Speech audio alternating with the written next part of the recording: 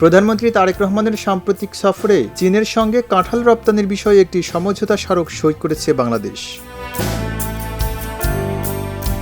বিশ্বজুড়ে বিভিন্ন পণ্য রপ্তানি করা চীন বাংলাদেশ থেকে কাঁঠাল নেয়ার ব্যাপারে আগ্রহী। এই বিষয়টি নানা আলোচনার জন্ম দিয়েছে।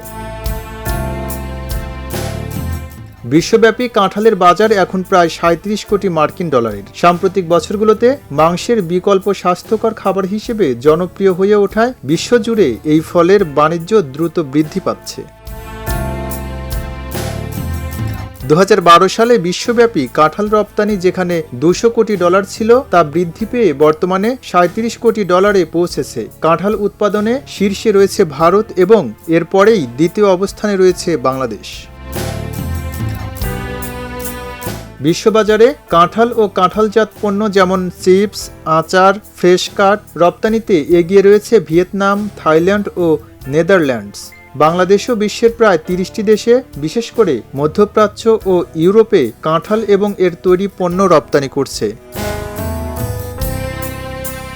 প্রধানমন্ত্রী তারেক রহমানের সাম্প্রতিক চীন সফরে দুই দেশের মধ্যে বাণিজ্য ঘাটতি কমিয়ে আনার বিষয়টি গুরুত্ব পেয়েছে বলে জানিয়েছেন প্রধানমন্ত্রীর কার্যালয়ের মুখপাত্র মাহাদি আমিন।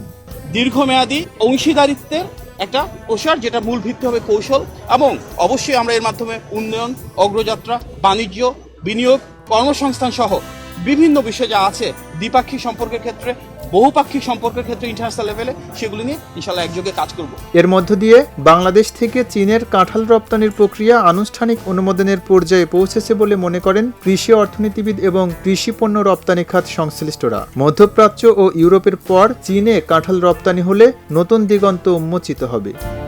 এম রহমান, খবরের কাগজ, ঢাকা। খবরের কাগজ, নিখাদ, নির্ভীক, নিরপেক্ষ।